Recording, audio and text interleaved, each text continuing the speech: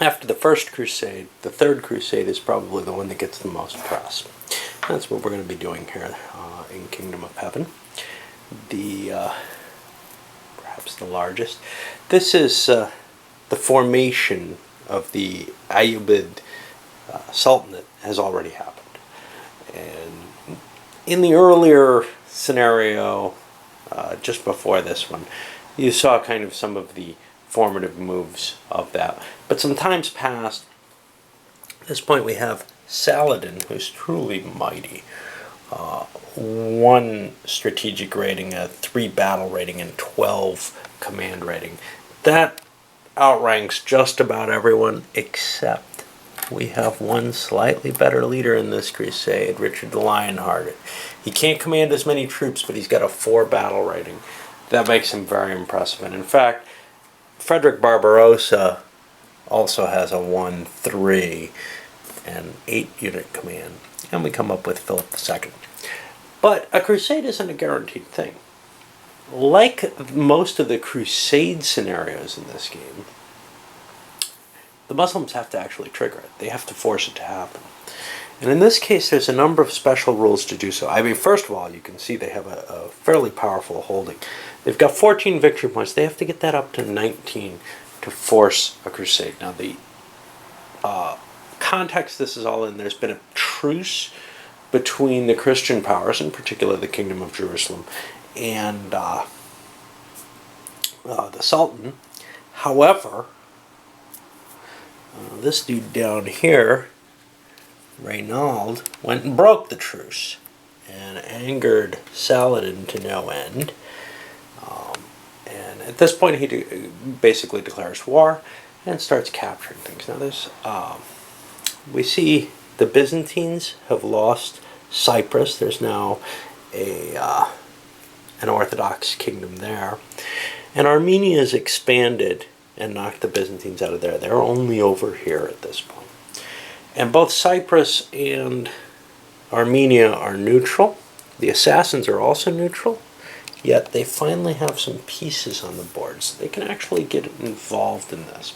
In terms of the diplomacy, just about everything's pro-Christian. Cyprus is the only exception, which is swinging more towards Muslim. Same restriction as before, Tripoli and Antioch can't be turned completely to the pro-Muslim side. They realize no matter how much they might, withhold support or something, in the end, the different Crusader states have to hold together and work together. That's not so much the case with the Orthodox states. Anyway, let's take a look at what some of the special rules are. First of all, at the beginning of the game, and I've set up other than this, the Christians are allowed to reduce their fortresses and pull additional units into play. Now, they don't have the access to these units if they don't do this. So this is something I want to keep in mind and grab some of these additional units to put down. After they do that, the Muslims have an additional 4 cav to put into play. Oh, in addition to Saladin, they also have some better cav. 3 combat rating cav, 3 2s. That's gonna, all along so far, the Muslim forces have been kind of outmatched by the Crusaders. Well, now they've reached a level of competency that at least some of their elite units are considered to be as good as the regular crusading units. And I think we're going to start seeing a decrease in Crusader units as well. Of course, the Templars and Hospitallers are very, very good. Even when reduced, they're just as good as anything. The extra step is kind of cool, but it doesn't add to their strength. Let's see what else. And if I have extra Templar and Hospitaller units, which I do, those would be excellent choices to reduce and bring units in. Because, and actually this is a cheap price, reducing castles to low garrison gives you a full strength unit, which is a better price than usual. So I think we're going to see pretty much all the castles being stripped away to build up forces. they can always be sucked back in, but that initial starting strength will be important. Now, Saladin has some advantages, however. For example, he gets a +1 on calls to surrender in addition to the plus that he gets for his leadership ability. This is because he was usually very fair in terms of how he treated cities that he would capture. And overall, that was respected and understood that he would not, massacre the civilian population the way some cases would. Personally, I would think it's kind of the opposite, because even when he captured cities after a fight, he tended to give them clemency. Whereas you'd think the Crusader attitude of, okay, you fought us, well, we're going to burn you and kill everyone in there, would be more effective. That's more the Mongol tactic later on as well. But they chose to do this, and I think it's kind of necessary, because the truth of the matter is Saladin was able to make some great gains here, and they have to represent that. Now, an additional thing is the Muslims get a half victory point for every castle they capture. In the first 4 turns, until they defeat, first 3 turns, until they defeat a Christian force of at least 4 units in a major victory. So if the Christians are able to mount an attack on him and he wins it completely, now he's free to capture other larger, more important things, so this little bonus of expanding his territory by eating away the castles goes away. The problem with the castles, of course, is the Christians have a good reason to strip their forces off them. So that may make it more easily, an easier prospect to have these surrender to him. Now, this is a crusade game, which means if the Muslims are able to get to 19 strength points by turn 4, the game continues, or 19 victory points, the game continues. If it doesn't make it there, the Christians win. So the Muslims have kind of a hard call on them in terms of they have to take a number of these castles to have things work out well, or a major city, and I think by this time they certainly had taken Jerusalem. If a crusade is triggered, well, we get Barbarossa's stack over in Constantinople, and in the Mediterranean box we get Richard and Philip. Now, I know for a fact there's a Barbarossa card in there, which probably just pretty much disintegrates his army. I didn't look at all the other cards. I did see another one that's interesting, because I was kind of disturbed. Hey, there's a Conrad of Montferrat card. Now, he ended up being a rival claimant. After Guy de Lusignan loses Jerusalem and is in prison, Conrad more or less was viewed as the more competent of the different leaders. And actually, if you look at the old SPI game, it's for the Crusades. It handles only 2 Crusades, the first and third.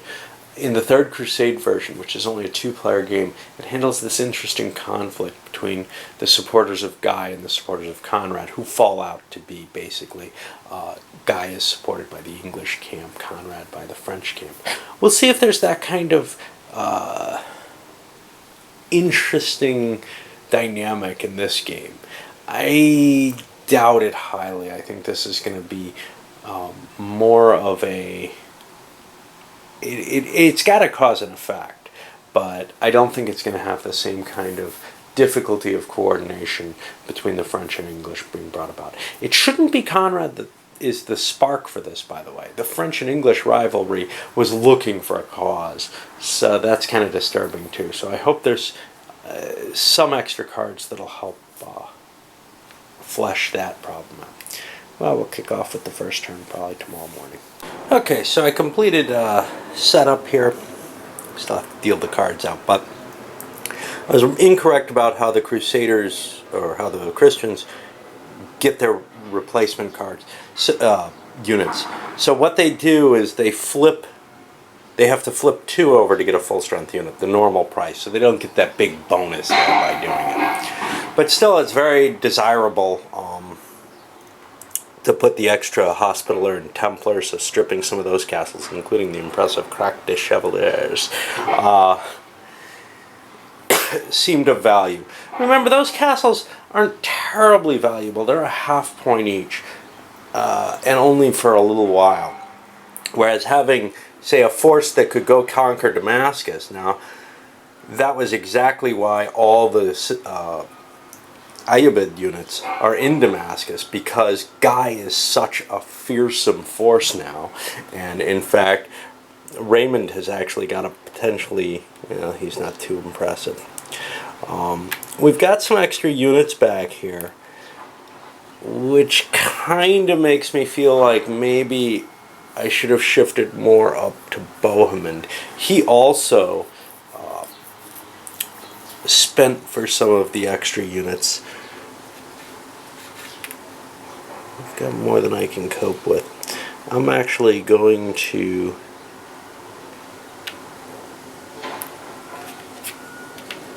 drop a couple of key units up there. I don't know if that's going to change the Ayyubid decision. Basically what I'm looking at is I want workable forces in both sides, and my feeling is the forces that Guy has available to him down in the south with Raymond down there are significant enough to be able to take stuff. Bohemond's not very powerful on his own. I almost wish Raymond were starting up there, but that kind of puts the focus down on this side. Now the question is, do I want to put more forces here? Well, the reality is I got 4 units that are just I'm going to have one major strike force under Saladin. I'm also have the ability to have a reasonably decent force down here under Al-Abdul. So I'm going to actually shift 2 of the units down there. That opens me up to a little bit more flexibility, because I can still attack Jerusalem if Guy moves up, and I've got an overwhelming force, in my opinion, to come from the north. Still kind of ignoring this. Don't have a really good answer on how to deal with that. I'm hoping to kind of take the center and Tripoli area with Saladin, actually, rather than run straight for Jerusalem because of that half-point castle. And he actually improves the value of, say, Tripoli itself, which has been weakened. The fact that these castles are weakened is going to make them much easier to take. That's an extra point in Saladin's favor, even just calling for surrender, in addition to the couple points he has. So that's going to, it's a hard choice for the Crusaders, because if they lose the castles anyway and don't get those troops, of course they'll lose less. It's sort of a permanent loss there of units that they're not going to have available to them. There are cards and stuff that can bring reinforcements into play. So that's kind of appealing. Of course, on the other hand, the crusade is quite mighty. So if it does come in, and one must assume it will no matter what, then, well, it's got a good chance of making up for any troop deficiencies. It's not like I'm going to be moving Guy on his own, but he can be a subordinate commander. Attrition losses will be high, and that may increase the chances of seeing the shadowing rule come into play again, because it's only really effective against those huge stacks. Little stacks, hey look, I cause a step or two. Okay, big deal. Alright, so I'm not going to have time to actually start this morning. I was spamming a little longer and work calleth. Alright, well, Saladin opens things up with a quick march down to the Crac des Chevaliers, tries to demand that it surrender. Now, he had only needed above a 1, except that he's within range of a force that's large enough to reduce his chances. And that's kind of one of the problems, is that he was facing that kind of issue kind of across the board throughout the territory he could strike right away. So yeah, there were significant forces in every direction. Yes, he could have picked up the Damascus forces, 1, 2, 3, 4, 5, 6, but then he wouldn't get an immediate chance. And better than 50-50 chance seemed reasonable, but now he's locked in a siege there. He could abandon, it's not a big deal, but he does kind of want to take these castles. So it's kind of a tricky situation for him because he's already, picked up one of these penalty points now for calling other things to surrender. In a sense, he really does have to win that battle because there are large enough crusading forces around to interfere with his capabilities. And for the Crusaders' play, well, the Christian players' play, Guy has gathered together a tremendous army. Does he want to face Saladin? Maybe not. That's a little risky, but he could put the screws on by taking, say, Damascus, which would force Saladin to attack in that case. Or he could just move up and directly face him, which actually I think I'm going to gather this force here, which is also legitimate. He moved through and over. Actually, you could do 1, 2, 3. See, the problem is I want to be in range of Damascus. Crossing the mountain pass would increase my 1, 2, 3, 4. 1, 2, 3, 4 would increase the attrition roll because I'm going to end up at a fortress. So I kind of want the flexibility of Acre. And in a way, Tiberias might be better because I could spend a couple of movement points there and decrease the roll. But I essentially can do the same with 1, 2, 3, 4. So I'll reduce the attrition value, whereas being in Tyre would make it a little bit more difficult because that would go 1, 2, 3. I could spend an extra movement point there. But that's about that for that. Now for the Muslim turn, they played a card that took some definite thinking on my part. This Trebuchet's got them 3 reduction in siege value. Cleared their problem here because they succeeded against that castle fairly easily, but it gave up this Council of War card, which puts a marker on a Christian stack and forces it to stay stacked together and must attempt to intercept any legal enemy movement it can. It can't avoid battle or withdraw, and it's removed at the end of a turn or when the stack loses a battle. Well, here's the thing.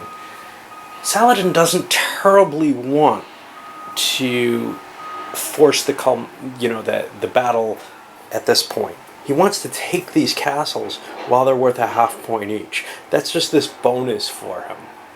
Granted, the Crusaders will win if they reach their victory point total as well as the Muslims reaching theirs. And in fact, we have a half point here. I've got to try to remember how to mark these down. I may just put them on paper. But the thing is,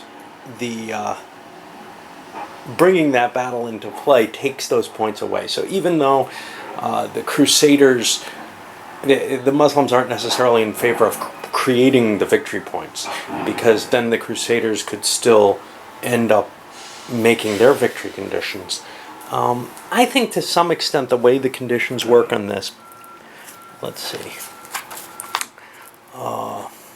Christians have to have 19 or more to win. They can only take 1 victory point in addition to what they have. And that could be, say, getting Cyprus or Armenia on their side, right? Whereas the Muslims have to have 25 or more. Well, I think that Muslim target is kind of tough to make anyway, even if I can keep the Crusaders low. So the more points that I'm creating, I think the better off I am. So I kind of want to do that right now and not force this engagement. And if I play it late in the turn, after maybe I catch some points, it's really not worth that much. On the bright side, I have a card that I believe, this one, in my hand as the Muslim player, that I believe, I know, forces a reshuffle, no matter what. So I'll be getting that card back in another shot at it. But right now I don't want to play it. And we see the Christians trying to replicate that card anyway. They've gathered their entire force with the Cracked Chevaliers. They moved in with Guy first. Saladin withdrew using the shadowing rules. Kind of risky. He only had a 50-50 chance of succeeding in that, but the couple of step losses he caused in casualties due to it was helpful. He lucked out and didn't take any himself. But then I slid the Antioch forces down as well. Now they're sieging the Crac des Chevaliers. This is kind of an iffy situation because, and I don't know why they're sieging, but they can always abandon it without any cost. But Saladin can, march down and start ravaging the kingdom of Jerusalem the way things are. That's the risk. I'm trying to force that final clash of arms, though, and figuring with enough forces I can beat Saladin. I don't know how that's going to work out. Well, the risk is exemplified right there. Saladin just marched right down. These two fell automatically. He needed above a 0 to have them fall, but he needed above a 1 to be able to continue moving. And then Jerusalem surrendered as well. That swings the points tremendously. He's up to 21 points versus the Crusaders or Christians down to 13. And he's too far away. So by getting drawn off in this way, he was able to slip in and do what he wanted to and grab one of the major value places. Now this probably means the crusade is triggered no matter what, right? We'll see how this works out. But Saladin has the ability to wander around grabbing castles still because he hasn't fought that key battle. And he's going to try to consolidate his hold on the Jerusalem stuff. This is a bad day for the kingdom of Jerusalem, I'd say. And now as Guy reacts southward, moving into Acre, preparing himself for the fight, well, Saladin pulls back and grabs 3 more castles. He missed the one at Kerak, the most valuable of them, and picked up a penalty marker for that. He hasn't taken one by force yet, so he's not able to remove that penalty marker, even though he succeeded in taking Caen de Montreal afterwards. But he's definitely cranking up points here, and he's also interfering with some of the plans the Crusaders had by diverting them. They wanted to fight him, defeat him, and then had other plans involving Cyprus, actually, because they had a good hand of cards to convert Cyprus quickly. But that's not going to work out with them being distracted this way. And they can't really allow Jerusalem to simply fall, so they're probably going to have to lay siege to it again. I forgot to roll for the diplomacy marker, the advantage marker. Turns out, and it's very likely this is the case, the Muslims got it for taking Jerusalem. There was a 1 in 6 chance that the Crusaders would. Okay, so the Crusaders used the Corsairs card to move Reynald out to Famagusta into Cyprus. Since it's obvious that the Crusaders are kind of delaying and not trying to charge forward, the Muslims played this militia, fills out garrisons, and grabbed themselves some more defenses for the castles in the Kingdom of Jerusalem area. They could be trying to trigger things, but they're kind of afraid. That's still a big army, and their own army is not really that huge. So they don't necessarily want to force this fight yet. Although they do produce troops more quickly than the Christians do. They can use them to improve some more of their castle locations and kind of build up a reserve. Now what the Christians are going to play after this is the campaign in Cyprus. This is removed from the deck, and that's going to convert these to Kingdom of Jerusalem territories. Right now, Cyprus is a pro-Muslim state. The points have been allocated, but now they swing across, and those become Crusader castles instead. And we see the effects of that just swung over. And after they did that, the Ayyubids